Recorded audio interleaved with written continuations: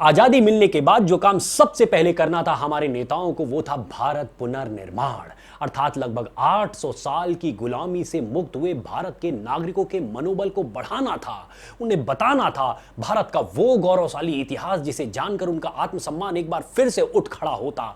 पर विडंबना देखिए कि हमें हमारा अधिकतर नकारात्मक इतिहास ही बताया गया। जरा सोचिए, किसे कहना चाहिए इतिहास, और एक देश की भावी पीढ़ी को, जो आने वाली पीढ़ी है, उसे अपने देश का इतिहास क्यों जानना चाहिए, उसे ये क्यों पढ़ाया जाना चाहिए, और उस इतिहास में हमारे बच्चों को किन घटनाओं से मुख्यतः परिचित कराया जाना चाहिए। जरा ध्यान से समझिए। यदि आप इन प्रश्नों के तह तक जाकर सोचेंगे तो आपको समझ आएगा कि हमें अपना इतिहास इसलिए पढ़ना चाहिए ताकि हम जान सकें कि हमारे पूर्वजों ने अतीत में कौन से बड़े बड़े कार्य कर रखे हैं, जिसे जानकर हमारा भी सीना चौड़ा हो सके और फक्र से सर ऊंचा हो सके। अर्थात हमें गर्व की अनुभूति हो और हम भी अपने पूर्वजों की भांति कुछ अच्छा करने का प्रयास करें। हाँ ठीक है, हमें उनकी कुछ गलतियां भी बताई जानी चाहिए ताकि हमसे वो गलतियां ना हो और हम दोबारा देश को विपत्ति काल में न लेके चले जाएं। पर ऐसा नहीं होना चाहिए कि ज्यादातर जो चीजें बताई जाए वो केवल नकारात्मक हो। तो इसी भारत पुनर्निर्माण के पावन उद्देश्य के साथ मैंने 2 YouTube चैनल स्टार्ट किए हैं। एक है सत्यान्वेषण और दूसरा है शोधार्क। आपसे निवेदन है कि आप इसे सब्सक्राइब कर लें और आज उन्हीं चैनल्स के बारे में आपसे बात करने के लिए ये वीडियो बना रहा हूं।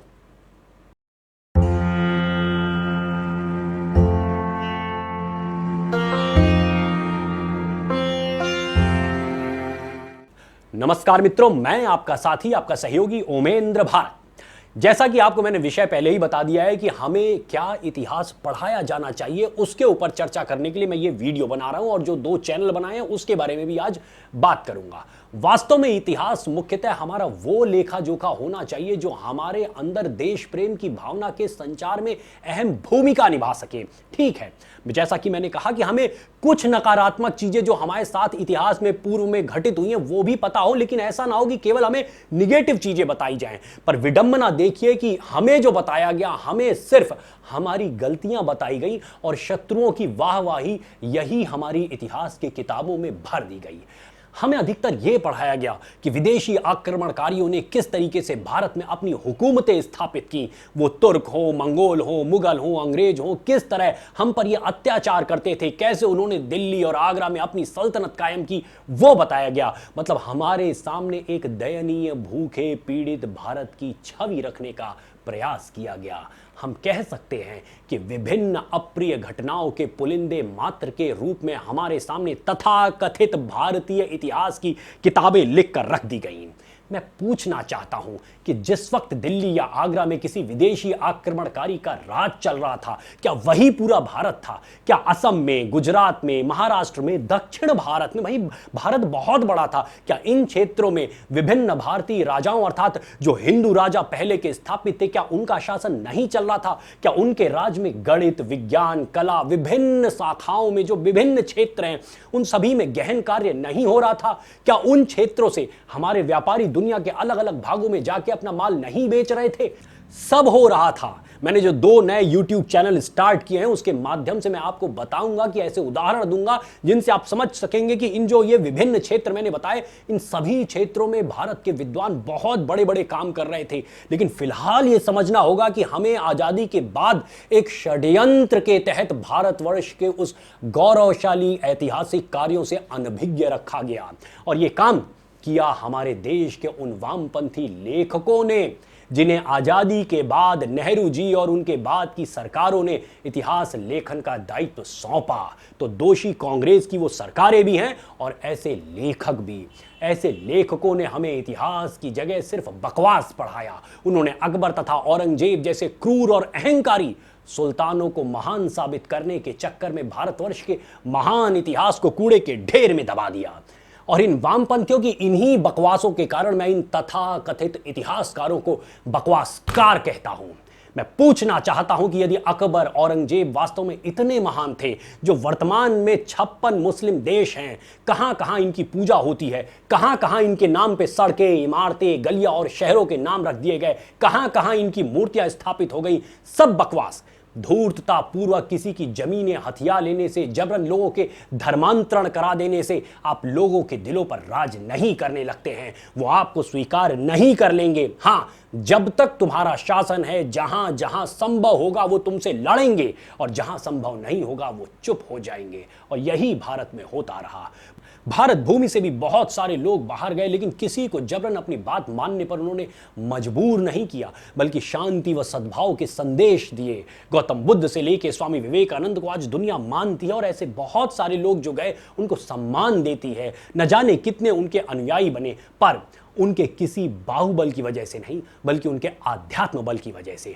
दुनिया के न जाने कितने देशों में उनकी मूर्तियां लगी, उनके नाम पे इमारतें बनी, उनके विचारों को आज भी लोग पढ़ते हैं और मानते हैं। आज अगर आज के युग की बात की जाए तो आज भी अगर आप देखें तो दुनिया इस समय योग और आध्यात्म की तरफ बढ़ रही है। भारत भूमि से पढ़ के न जाने कितने बच्चे आज बाहर निकल रहे, इंजीनियर, डॉक्टर बन के बाहर गए और दुनिया की जो सबसे बड़ी बड़ी कंपनियां हैं, गूगल, माइक्रोसॉफ्ट, ऐसी बड़ी बड़ी कंपनियों के सीईओ तक पहुंच गए, टॉप लेवल की जो चेयर्स होती हैं वहां तक पहुंच गए। पेंटागन से लेके नासा तक मां भारती के बच्चे छाए हुए हैं, लेकिन अपने ज्ञान व पूर्वजों के तपोबल से, तलवार और बंदूक के दम पर नहीं। भारतवर्ष के जो महान ऋषि मुनि थे, जो स्वयं में दार्शनिक भी थे, चिंतक भी थे, वैज्ञानिक और गणितज्ञ भी थे, उनकी मानव सभ्यता को सबसे बड़ी सौगात योग, ध्यान, आध्यात्म व सनातन संस्कृति का निर्माण था। लेकिन इसके अलावा भी उन्होंने विज्ञान और गणित के क्षेत्र में बहुत बड़े बड़े काम किए। किंतु हमारे जो ये वामपंथी बकवासकार थे, इन्होंने हमारे पूर्वजों के उन महान कार्यों को ना हम तक ठीक से पहुंचने दिया, ना विश्व पटल पर जाकर उसे मुखरता से स्थापित ही किया कि देखो भारत के लोगों ने कितने बड़े बड़े काम कर रखे थे।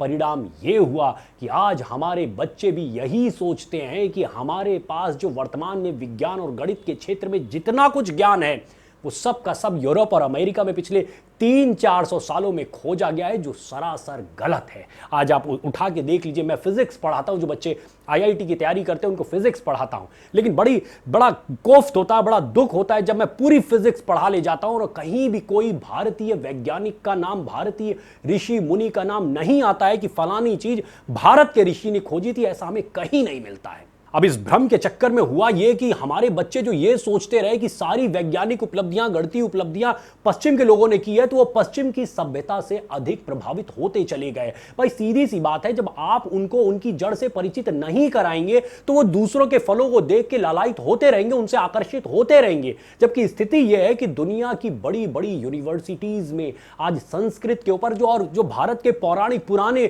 ग्रंथ हैं उनके ऊपर, जो विज्ञान के ऊपर, गणित के ऊपर विभिन्न के ऊपर लिखे गए हैं, उन ग्रंथों के ऊपर गहन रिसर्च चल रही है। इसलिए ये आज बहुत जरूरी है कि हमारे बच्चे हमारे पूर्वजों के उन महान कार्यों से परिचित हों। और इसी उद्देश्य के साथ ये मैंने जो 2 नए YouTube चैनल स्टार्ट किए हैं, सत्यान्वेषण और शोधार्क, ये इसी मकसद के साथ, इसी उद्देश्य के साथ मैंने स्टार्ट किए हैं। अब जरा बात कर लेते हैं कि ये जो 2 चैनल मैंने बनाए, एक तो ये 2 चैनल क्यों बनाए, अलग अलग क्यों बनाए। वो इसलिए मैंने अलग अलग बनाए हैं कि मैं चाहता हूं कि 2 अलग अलग लाइब्रेरी बन जाए। एक लाइब्रेरी सत्यान्वेषण की बनेगी और एक शोधार्क की बनेगी। सत्यान्वेषण के अंदर मैं उन चीजों को डिस्कस करने वाला हूं जो बहुत बड़ी खोज थी हमारी सबसे बड़ी खोज अगर देखें तो वो क्या है। हमारी सबसे बड़ी खोज गणित और विज्ञान नहीं है, हमारी सबसे बड़ी खोज है योग, ध्यान, आध्यात्म और सनातन संस्कृति। तो सत्यान्वेषण के अंदर मैं इन चीजों को डिस्कस करने वाला हूं। सबसे बड़ी जो खोजें हैं हमारी, उनके ऊपर मैं चर्चा करने वाला हूं।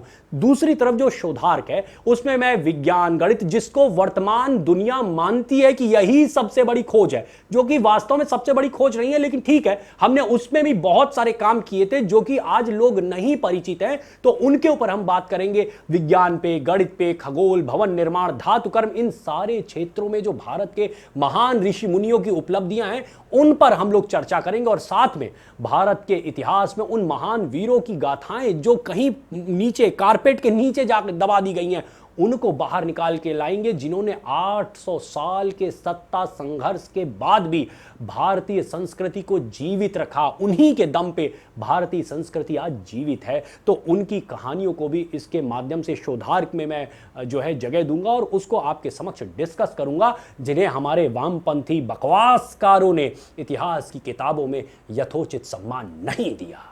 अच्छा, जो सत्यान्वेषण शब्द है उसका मतलब आप समझ ही रहे होंगे, सत्य का अन्वेषण यानी सत्य की खोज, और वो सत्य जो योग, ध्यान व आध्यात्म के माध्यम से सनातन संस्कृति में हमारे ऋषि मुनियों ने सहेज के हमें दिया था। ये बात और है कि शायद आज हम उन चीजों को भूलते चले जा रहे हैं, तो उनको रिकॉल करना है।